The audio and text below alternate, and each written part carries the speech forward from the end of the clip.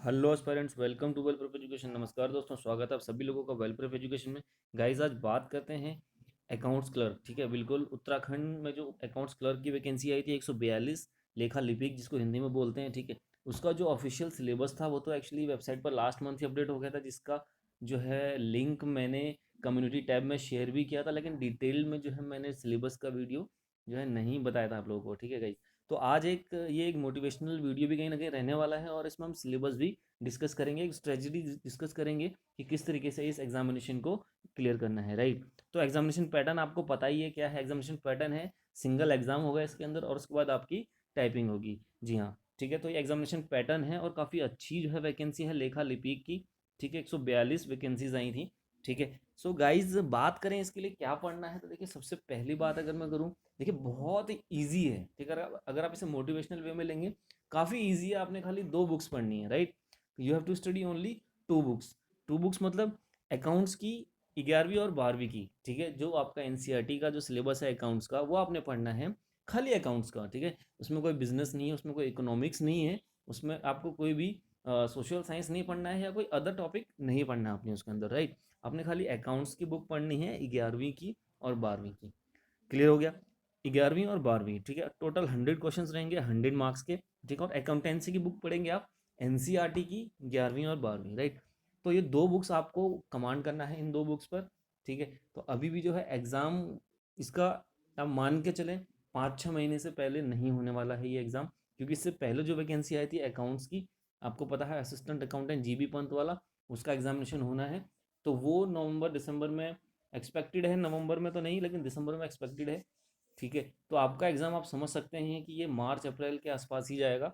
ठीक है, तो आपके पास काफ़ी टाइम है, अभी इनफ टाइम है इस पर्टिकुलर एग्ज़ाम को प्रिपेयर करने के लिए। राइट, जो डिटेल्ड सिलेबस की अगर बात करूँ, आप 11वीं और 12वीं की बुक खोलेंगे तो इंडेक्स में आपको जो भी टॉपिक्स दिए हुए हैं वो सारे टॉपिक्स आपने पढ़ने हैं। राइट, तो हम डिस्कस कर लेते हैं, एक बार यहाँ पर देख लेते हैं जो उन्होंने दिया हुआ है। ठीक है, 11th क्लास का जो है टॉप फाइनेंशियल अकाउंटिंग 1, उसका जो है सिलेबस दिया हुआ है इन्होंने, इंट्रोडक्शन टू अकाउंटिंग। इसमें बेसिक अकाउंटिंग से रिलेटेड क्वेश्चंस रहेंगे आपका। ठीक है, जिसके अंदर बेसिक टर्म्स रहेंगी, एसेट लायबिलिटी कैपिटल एक्सपेंसेस। ठीक है, और ऐसे ही काफ़ी सारे टर्म्स जो कि एक अकाउंटिंग प्रोसेस को समझने से पहले किसी भी न्यू कमर को पता होना चाहिए, एक बेसिक जो है इन्फॉर्मेशन होनी चाहिए अकाउंटिंग के बारे में, वो इसमें डिस्कस किया जाता है। राइट, उसके बाद बात करते हैं थ्योरी बेस ऑफ अकाउंटिंग। ठीक है, थ्योरी बेस ऑफ अकाउंटिंग मतलब इसके अंदर आ जाते हैं आपके accounting principles, concepts, accounting standards. Right, तो ये सारी चीज़ें इसके अंदर आपको डिस्कस करनी होती हैं इस पर्टिकुलर टॉपिक के अंदर। उस पर बात करें, third one is recording of business transaction, कि आप कैसे कोई भी बिजनेस की ट्रांजेक्शन को रिकॉर्ड करेंगे डबल एंट्री सिस्टम के अंदर। राइट, तो यहाँ पे वाउचर्स और ट्रांजेक्शन से रिलेटेड चीज़ें आपको पढ़नी होंगी। ठीक है, जनरल एंट्रीज यहाँ पर आपको पता होंगी, ये सारी चीज़ें यहाँ पर पता होनी ज़रूरी है। ठीक है, और यहाँ पर आपका बीआरएस भी आएगा। ठीक है, बैंकिंग रिकन्सिलेशन स्टेटमेंट, उससे रिलेटेड भी एक दो क्वेश्चन हो सकते हैं। Right, next topic is unit 4, trial balance and rectification of errors. ठीक है, ट्रायल बैलेंस से रिलेटेड क्वेश्चन पूछे जा सकते हैं, और टाइप्स ऑफ एरर्स से रिलेटेड क्वेश्चंस 2-4 क्वेश्चन देखने के लिए मिलते हैं। तो रेक्टिफिकेशन ऑफ एरर को आप बहुत अच्छी तरह पढ़ के जाएंगे इस पर्टिकुलर एग्जाम के लिए। राइट, बात करते हैं यूनिट 5 की। यहाँ पर आपको डेप्रिसिएशन पढ़ना है बहुत अच्छे से, प्रोविजन और रिजर्व। ठीक है, इन तीनों को इसमें डिफरेंस सबसे पहले पता होना चाहिए। ठीक है, और किस किस तरीके से अकाउंटिंग में इनका यूज़ होता है वो भी पता होना चाहिए। राइट, तीनों जो भी मेथड्स हैं आपके डेप्रिसिएशन के वो पता होने चाहिए।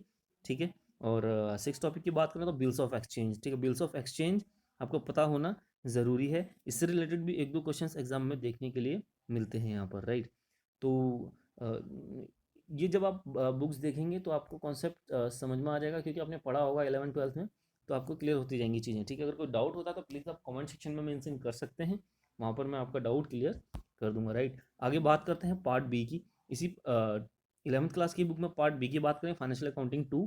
ठीक है, अब ये जो है हो सकता है सेकंड बुक भी हो गई हो, तो आप ये नहीं कहेंगे कि आपने तो कहा था दो ही बुक पढ़नी है, लेकिन यहाँ पर तो ये एक ही क्लास की दो दो बुक्स हो गई। ठीक है, तो मैं बेसिकली मैं एक मोटिवेशन के लिए कह रहा था कि अकाउंट्स की दो बुक्स आपने रीड करनी है।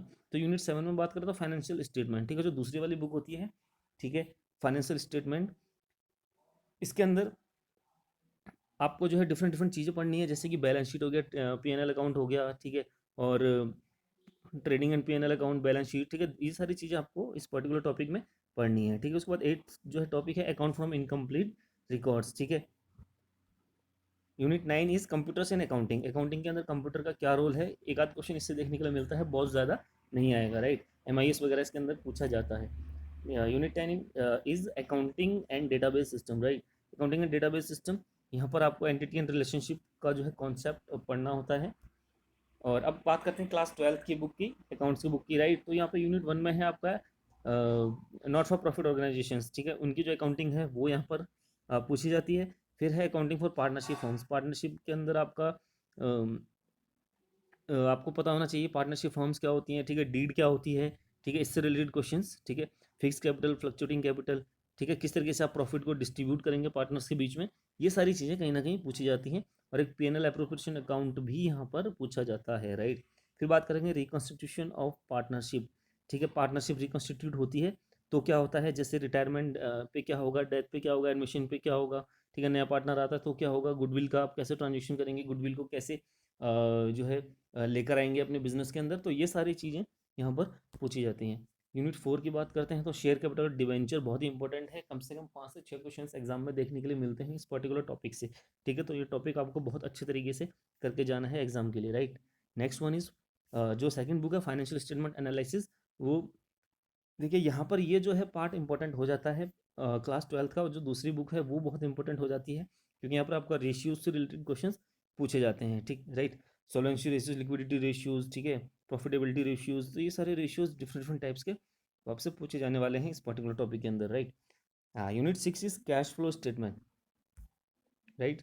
यूनिट 6 क्या है, cash flow statement. Cash flow statement से भी एक दो क्वेश्चंस एग्जाम में देखने के लिए मिलते हैं, ठीक है। फिर है computerised accounting. Next one is computerised accounting system के अंदर जो है क्या क्या चीज़ें होती हैं, ठीक है, क्या क्या फीचर्स हैं इसके, ठीक है, स्ट्रक्चर क्या है कंप्यूटराइज्ड अकाउंटिंग सिस्टम का। हालांकि बहुत ज़्यादा इंपॉर्टेंट पार्ट नहीं है, लेकिन हाँ फिर भी एक आध क्वेश्चन देखने के लिए मिल सकता है एग्जाम के अंदर, क्योंकि अनएक्सपेक्टेड चीज़ें होने में देर नहीं लगती, ये उत्तराखंड है, right. Unit 8 is accounting using database management system, ठीक है, DBMS, ठीक है। यहाँ पर DBMS का जो पार्ट है, बिल्कुल इससे 2-3 क्वेश्चंस पूछे जा सकते हैं, क्योंकि अकाउंटिंग में DBMS काफ़ी अच्छा रोल प्ले कर रहा है आज के टाइम पर, right. And then next one is accounting application of electronic spreadsheet, right. तो इलेक्ट्रॉनिक स्प्रेडशीट से रिलेटेड एक दो क्वेश्चंस एग्जाम में पूछे जा सकते हैं, क्योंकि आपको पता है अकाउंटिंग जो है कंप्यूटराइज्ड वे में की जा रही है, तो उससे रिलेटेड क्वेश्चंस भी देखे जा सकते हैं एग्जाम के अंदर, राइट।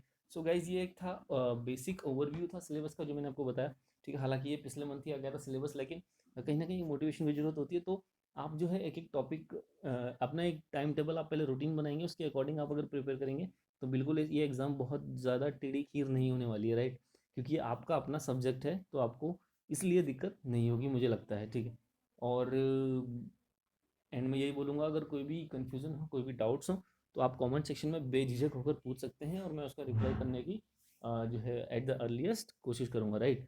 और जो भी आप चाहते हैं मुझसे प्लीज़ आप कमेंट सेक्शन में लिख सकते हैं, उसका अर्लीस्ट पर रिप्लाई किया जाएगा। So all the best guys, bye bye, take care.